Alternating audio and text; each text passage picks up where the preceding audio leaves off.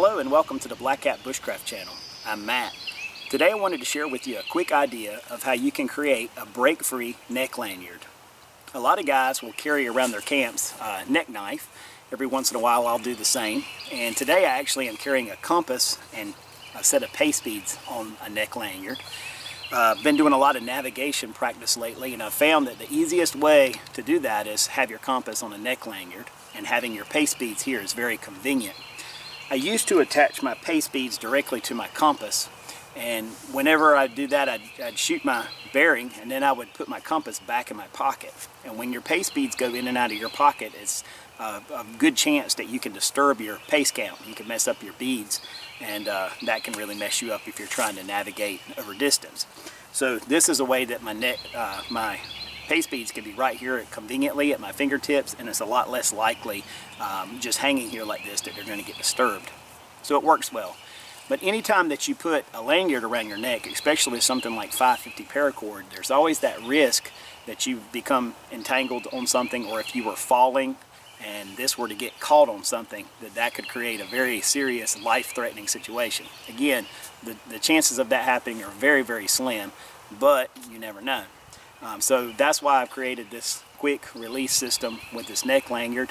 Very simple. So stick with me, we'll zoom in and take a look at how I did that. Alright, I wanted to give you just a quick look at how I've set this all up. This is a Sunto MC2 compass, which is an excellent compass, by the way. I've used it a lot and I've been very satisfied with it.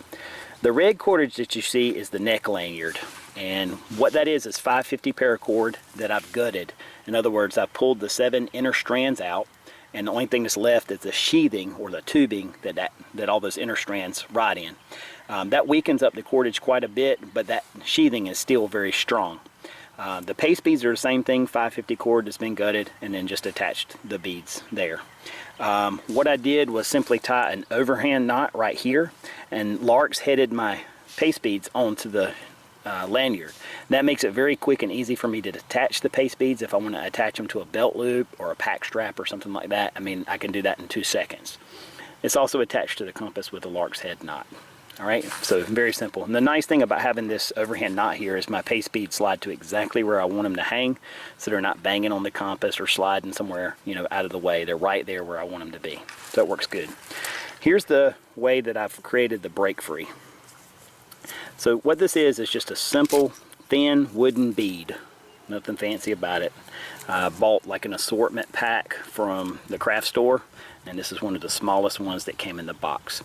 And so all I did was take the 550 cord and run it one through the left side and one through the right side, and simply tie 2 overhand knots. And these knots are right at the end of the cordage, as you can see. Alright, now I tested this several times, and what I did once I pulled this together is they bind against the bead. My first initial thought was that if I were to put a lot of pressure on this, the wooden bead would simply break. Those beads are not that strong, okay? And especially under the weight of your body, that bead is going to break, all right? Now, the knots, actually what happened was one time I yanked on this, and the knot being right at the end of the cordage popped out. So that was a surprise, but hey, it broke free.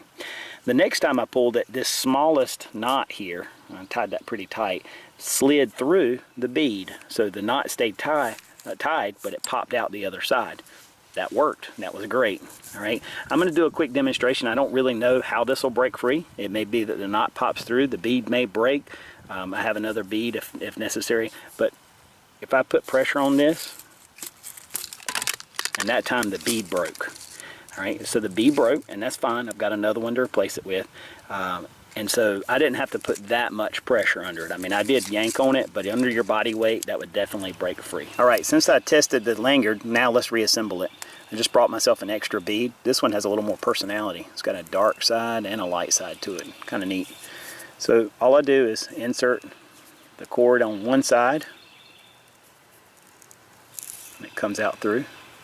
Now I'm going to pinch that to open up as much of this channel as I can, and then just insert this in on the other side. And that's the hardest part, really, is getting this cord through the second piece.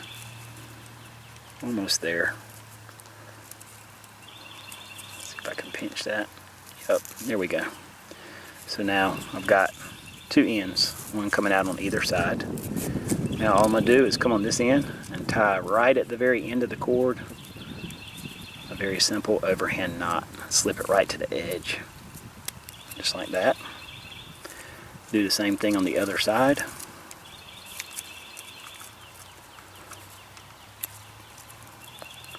Slip it right to the edge, just like that. And my lanyard's ready to go again. You could easily make a bead out of something in the woods. That wouldn't be very difficult.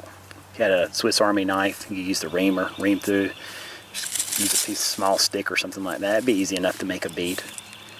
Alright, and that's it. My lanyard's back, ready to go. Alright, well I appreciate you guys taking the time to tune in for this quick how-to video on making a break-free neck lanyard. Hope that'll be helpful for you. Hope that if you haven't subscribed to the Black Cat Bushcraft channel that you will, and that you'll come back often. I look forward to talking to you with another video as soon as possible. And until then, take care and God bless.